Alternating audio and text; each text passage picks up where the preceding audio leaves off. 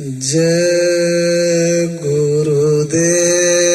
जय गुरुदेव। जय गुरुदेव। नाम किसका? प्रभु का। प्रभु का पावन नाम। जय गुरुदेव। बाबा जी का कहना है शाकाहारी रहना है, शाकाहारी हो जाओगे, बीमारियों से बच जाओगे। क्या खाने से हुए खराब? अंडा मछली मांस शराब। क्या खाने से होगी भलाई? साग सब्जी दूध मलाई। हाथ जोड़ कर विनय हमारी, हो जाए सब शाकाहारी। बाबा जी की अर्जी है, आगे आपकी मर्जी है। जय गुरुदेव। जय गुरुदेव। सत्य स्वरूप में सर्वत्र विराजमान परम संत बाबा जय गुरुदेव जी महाराज, परम संत बाबा जय गुरुदेव जी महाराज के उत्तराधिकारी, ये आज के बगिया के रखवाले श्रद्धेय महाराज के चरणों में कोट कोट नमन प्रणाम करते हुए यहाँ उपस्थित सभी सत्संगी धर्म प्रेमी भाई बहनों को सादर जय गुरुदेव। जय गुरुदेव। प्रेमी भाई बहनों, बड़ा सौभाग्य है। महात्मा कहते हैं कि जब हमारे आपके जन्म जन्मांतरों के शुभ पुण्य कर्म संचय होते हैं, यानी अच्छा कर्म जब इकट्ठा होते हैं और जब वह मालिक का यानी परमात्मा का बहुत बड़ा दया कृपा होता है, तब हमें आपको ऐसा सत्संग सुनने का अवसर प्राप्त होता है। देखो, महात्माओं ने कहा कि सत्संग जल जो कोई पावे, मैलाई सब कट कट जावे।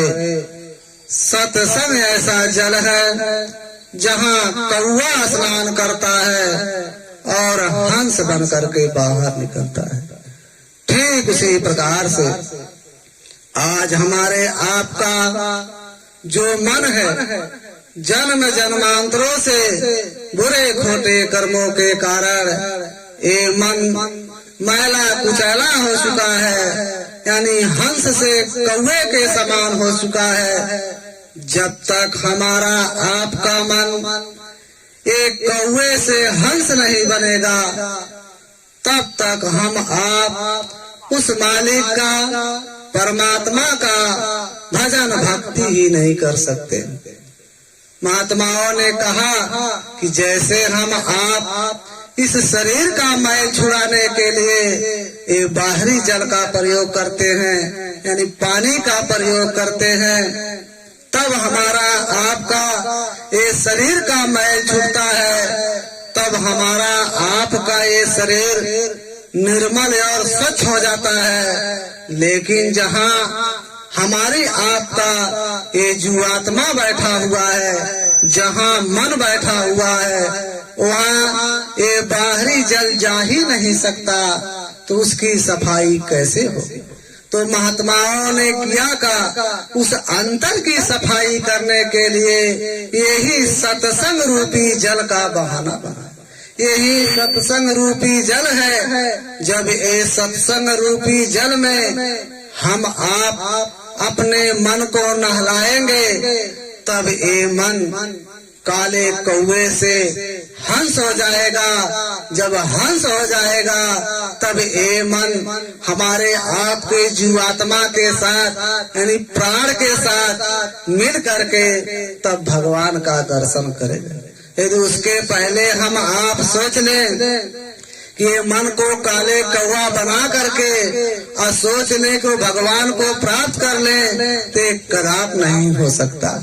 इसीलिए प्रेमी भाई बहनों, सत्संग का मतलब यही है, इस मन को नहलाना, इस मन को निर्मल करना, तब ये मन उस मालिक के तरफ लगेगा। अरे मन है क्या? हम आप सोचते हैं कि भाई मन है क्या? यदि थोड़ा सा हम आप विचार कर लें तो मन की बात समझ में आ जाए। जैसे आज हम आप लोग इतना इकट्ठा हुए हैं, बैठे हुए हैं, हमारा आपका शरीर यहाँ है, लेकिन ये मन किसी का बाल बच्चों में चला गया होगा, तो किसी का दुकान दफ्तर में चला गया होगा, तो किसी का खेती बाड़ी में चला गया होगा, तो किसी का नाते रिश्तेदारी में चला गया होगा। आप विचार करो, शरीर हमारा आपका यहाँ है, लेकिन ये मन चारों तरफ भ्रमण कर रहा है। मन वही है, जब तक हम आप उस मन को इस शरीर के साथ जोड़कर रखेंगे नहीं। जैसे आज सत्संग में बैठे हुए हैं, यदि हम आप मन को बस में करके सत्संग ध्यान से सुनते, तो हमारी आपका ये मन और जीवात्मा के अंदर जो मैल जमा हुआ है ये साफ हो जाता। लेकिन ये मन, शरीर तो यहाँ है, वो भ्रमण कहीं और कर रहा है, तो निर्मल कैसे होगा?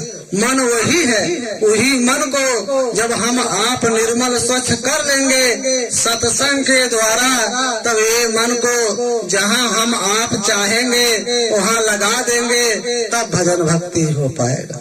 प्रेमी भाई बहनों, संतों महात्माओं के सत्संग में ना कभी किसी जात पात, ना ही कौम मजहब, ना ही व्यक्ति विशेष की निंदा चुगली आलोचना होती है।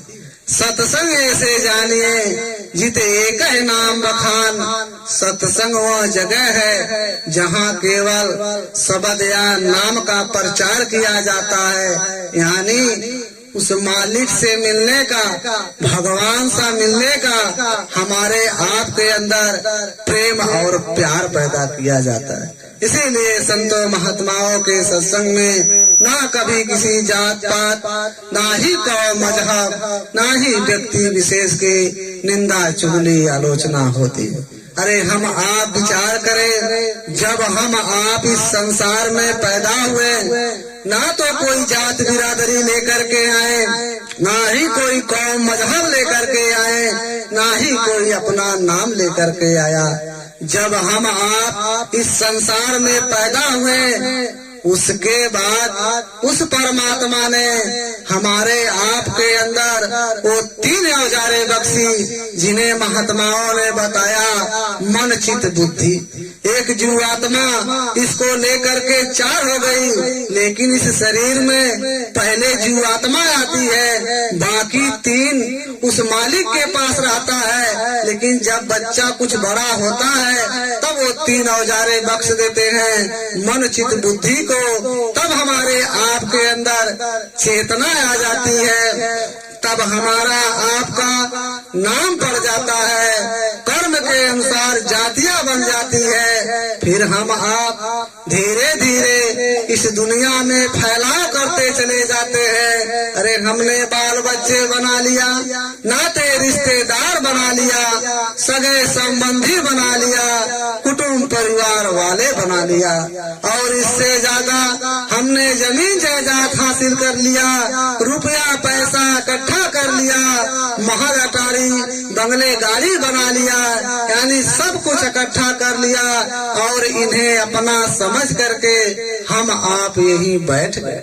लेकिन जब जाने का समय आया, तो हमारे आपके साथ ना ही जात बिरादरी गई, ना ही कौम मजहब गया, ना ही हमारा आपका नाम गया। अरे जैसे खाली आए थे, वैसे खाली हमें आपको भेज दिया गया। अरे हमारे आपके साथ एक शान शौकत, एक महलाटी बंगले गाड़ी, एक रुपया पैसा सब यही रह गया। इस शरीर को ले जा करके शमशान घाट पर रख करके जला करके राख कर दिया। प्रेमी भाई बहनों, महात्मा कहते हैं उसी प्रकार से ये सारा चीज जो हम आप इस संसार में इकट्ठा कर रहे हैं, ये केवल शमशान घाट तक जाएगा। प्रेमी भाई बहनों, उधर जब महात्मा कहते हैं, जब ये जीवात्मा को धर्मराज के कचहरी में ले जाते हैं, जब वहाँ पेश करते हैं, तब वहाँ आपसे ये नहीं पूछा जाता कि आप किस जात बिरादरी के हैं, आप किस कौम मजहब के हैं, आप नेपाल से आए हैं कि हिंदुस्तान से आए हैं, आप मास्टर हो कि डॉक्टर हो। आपसे वहाँ ये नहीं पूछा जाएगा, वहाँ केवल आपसे आपके कर्मों का हिसाब होगा। अरे प्रेमी भाई बहन, हम आपको जब उस परमात्मा ने ये मानव शरीर दिया तो कह करके भेजा था कि भाई अब की बार मैं तुम्हारी जीवात्मा को इस मनुष्य शरीर में बंद करता हूँ। नीचे जाना यानी मृतलोक में जब मानव शरीर में जन्म लेना तो भजन भक्ति करना, गीता रामायण पढ़ना, कुरान बाइबिल पढ़ना और किसी जीते जागते संत महात्मा से भेंट दीदार कर लेना और उनके बताए हुए रास्ते पर चल करके अपनी जीवात्मा का कल्याण करा लेना। यही मकसद के लिए ये शरीर हमें आपको दिया गया था। लेकिन जब हम आप इस संसार में पैदा हुए तो माया ने ऐसी बारीक सी पर्दा डाल दी हमारे आपके अंदर ऊपर। हम आप उस वादा को भूल गए जो वादा परमात्मा से किए थे, जो परमात्मा ने हमें वादा करके दिया था, वो वादा भूल गए और इस संसार का वादा निभाना शुरू कर दिया। अरे प्रेमी भाई बहनों, वास्तविकता में सोचा जाए तो जब तक हम आप इस मनुष्य शरीर में बैठे हुए हैं तब तक ये बाल बच्चे, ये नाते रिश्तेदार, ये सगे संबंधी, ये कुटुंब परिवार वाले, ये सब अपने दिखाई देते हैं और हम आप इन्हें अपना बनाने के लिए इस शरीर से इतना अथक परिश्रम करते हैं। यानी यूं कह लो चोरी ठगी बेईमानियां भी कर लेते हैं। लेकिन महात्मा कहते हैं एक समय ऐसा आता है जब इस शरीर से संबंध छूटता है, यानी जब हमारे आपके शरीर से प्राण निकलता है तो आप विचार करो, सबसे नाता टूट जाता है, सबसे संबंध छूट जाता है। तो आप विचार करो जब उस समय हमारे आपके साथ जो ये शरीर था, जिस शरीर में हम आप बैठे हुए थे, जब ये शरीर हमारा आपका साथ नहीं दिया तो दुनिया में ऐसे कौन से लोग हैं जो हमारा आपका साथ दे सकते हैं। इसीलिए महात्माओं ने कहा ये शरीर किराए का मकान, ये पराया मकान है, ये भाड़े पर मिला हुआ है। किसी को 40-50 साल के लिए मिला होगा तो किसी का 80-90-100 साल के लिए मिला होगा। जितने जितने श्वासों की पूंजी उस परमात्मा ने हमारे आप के अंदर दिया है, उसे भुगतने के बाद इस शरीर को यही छोड़ करके जाना होगा। क्योंकि ये शरीर ना आज तक किसी के साथ गया, ना ही किसी के साथ जा सकता है। इसीलिए शरीर हमें आपको यही छोड़ करके जाना होगा। महात्माओं ने क्या कहा, अरे भाई जो ये मनुष्य शरीर पाए हुए हो, इस मनुष्य शरीर से कम अपनी जीवात्मा के कल्याण के लिए थोड़ा बहुत काम कर लो। महात्माओं ने क्या कहा कि भाई ना इस शरीर को इतना दुख देना कि ताकि हम आप यानी प्राण जो हमारा आपका है इस मनुष्य शरीर में बैठ करके उस मालिक का भजन भक्ति न कर सके, ना इतना सुख देना इस शरीर को कि ताकि हमारा आपका ख्याल उस परमात्मा की तरफ न रहे। कहने का मतलब यह है उस परमात्मा ने जो हमें आपको ये मनुष्य शरीर दिया हुआ है केवल भजन भक्ति करने के लिए दिया हुआ है। लेकिन हम दुनिया के जीव इस मनुष्य शरीर को पा करके इतने अहंकार और गुरूर में रहते हैं कि इंसान को इंसान नहीं समझते हैं। अरे शरीर इसी मिट्टी में मिल करके खाक हो जाएगा, आग के सुपुत्र हो करके जल करके राख हो जाएगा। प्रेमी भाई बहनों, महात्माओं ने कहा ये शरीर बड़ा अमोलक है, ये बार बार मिलने वाला नहीं है। हम आप ये सोचें कि अब की बार मनुष्य शरीर पाए हैं, मरने के बाद फिर पाएंगे, यानी हम मनुष्य ही मनुष्य शरीर पाएंगे, हम किसी और में नहीं जाएंगे। अरे प्रेमी भाई बहन, हम आप इतिहास सुने होंगे, द्वापर में महाभारत के समय कृष्ण ने अर्जुन से कहा था कि हे अर्जुन, देखो जो सामने चींटा जा रहा है ये कई बार इंद्र बन चुका है। अब आप विचार करो, स्वर्गों का राजा इंद्र कर्मों के अनुसार चींटा बन सकते हैं, तो हम आप कौन ऐसा कर्म कर रहे हैं कि दोबारा मनुष्य शरीर पा सकते हैं? हम कदाप नहीं पा सकते, कोई ऐसा कर्म ही नहीं कर रहे हैं। इसीलिए महात्माओं ने कहा बड़े सौभाग्य से मिला है ये मनुष्य शरीर। ये मनुष्य शरीर केवल भजन भक्ति करने के लिए मिला हुआ है, लेकिन हम आप इस संसार के जो हमारे पूर्वजों में करते चले आए, आज हम आप उसी में फंसते चले गए, आज फंस करके पड़े हुए। महात्मा कहते हैं कि संसार में कोई दुखी नहीं रहना चाहता है, ना ही कोई भगवान को चाहता कि हम ना पाए। चाहे शाकाहारी आदमी हो, चाहे मांसाहारी आदमी हो, सब सोचते हैं कि हम भगवान को प्राप्त कर लें, हम उस मालिक को प्राप्त कर लें, ये सब सोचते हैं, लेकिन तौर तरीका नहीं पता रहता है। महात्मा कहते हैं, वो परमात्मा कहता है कि भाई देखो, मैं तुम्हारे अंदर आना चाहता हूँ, मैं तुम्हें दर्शन देना चाहता हूँ, तुम मेरे लायक नहीं, अभी मेरे लायक बने नहीं हो। तो महात्माओं ने क्या कहा, थोड़ा कहते हैं कि दिल का हुजरा साफ कर, जाना के आने के लिए ध्यान गैरों से हटा, उसको बिठाने के लिए एक दिल लाखों तमन्ना, उस पर भी ज्यादा हवीस, फिर ठिकाना है कहाँ उसको बिठाने के लिए।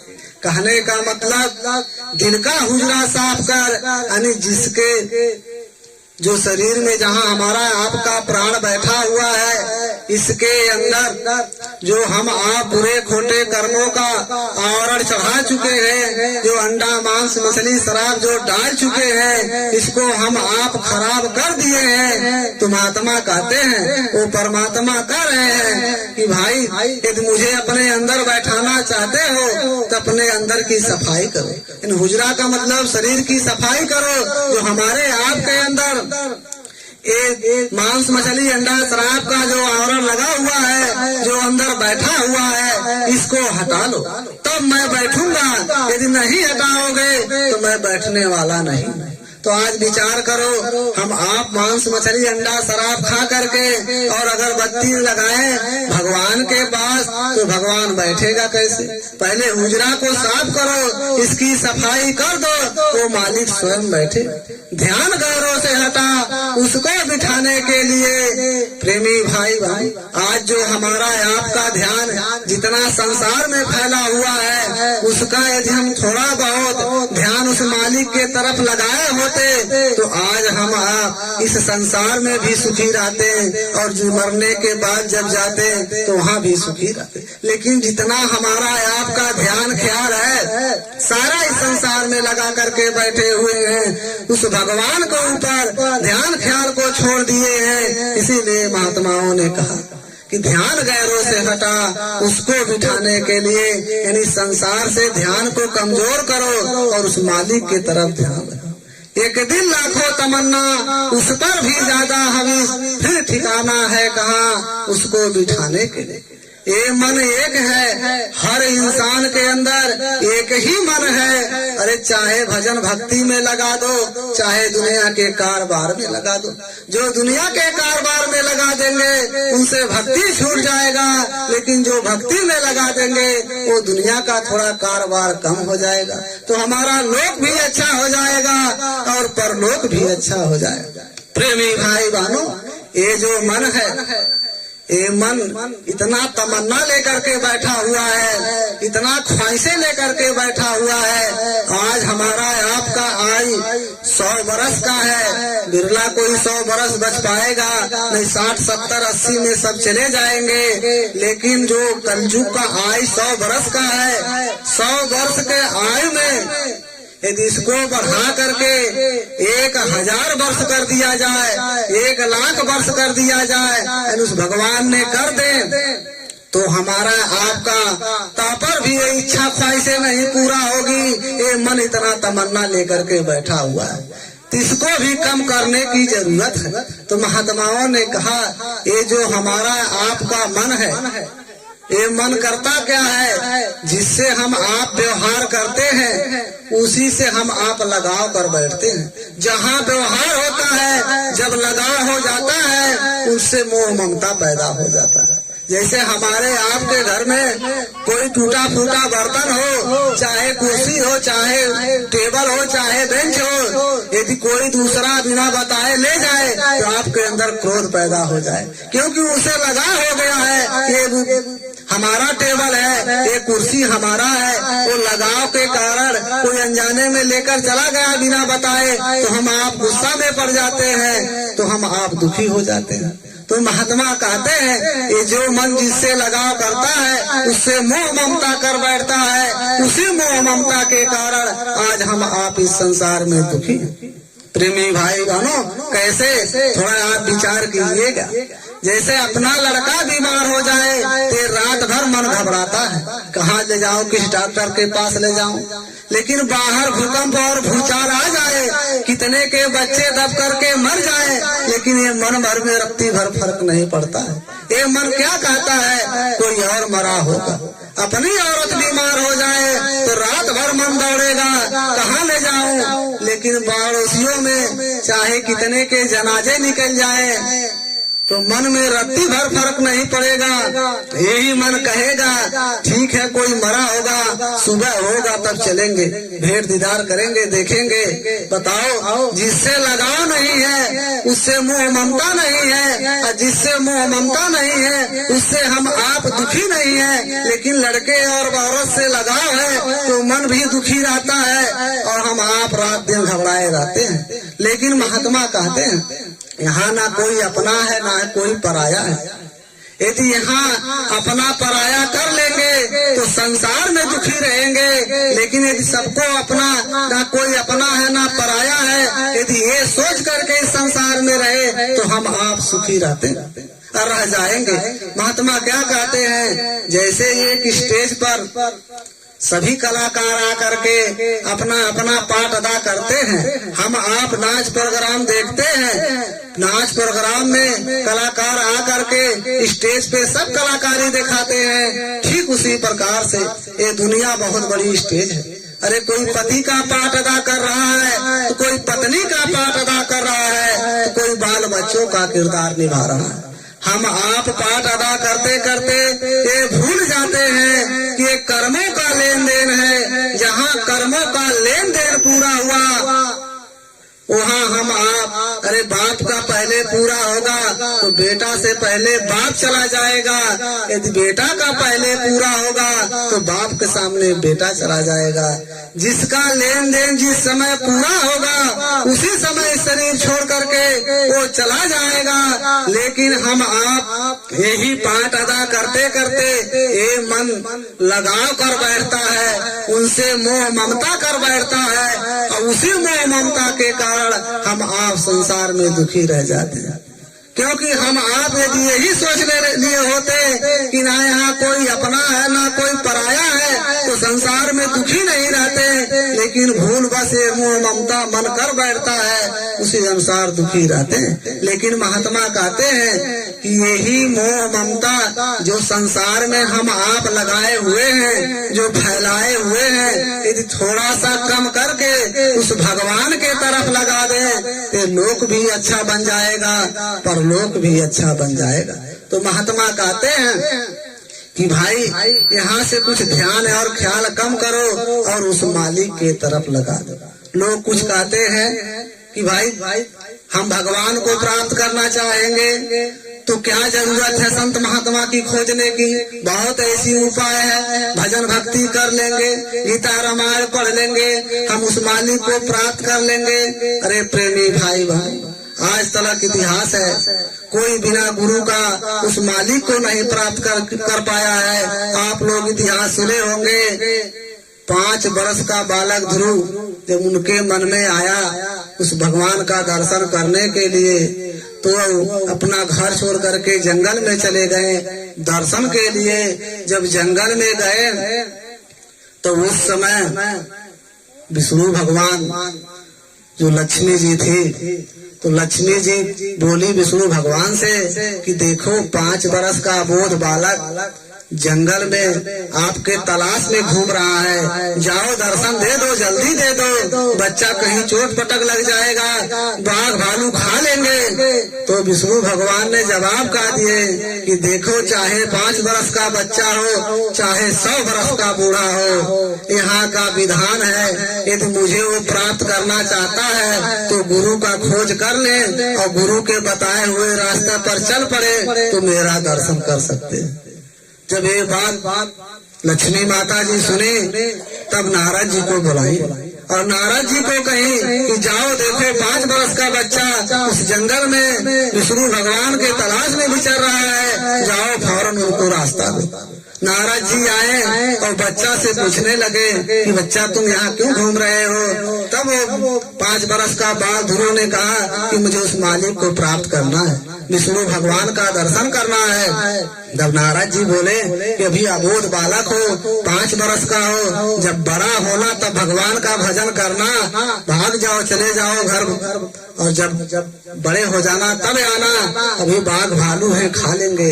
तब नारद जी को जवाब दिए कि आप भी जंगल में घूम रहे हैं, तो आपको क्यों भालू बाघ नहीं खा रहे हैं? तो नारद जी सोचे कि लगता है बच्चा को भगवान को ही चाहिए।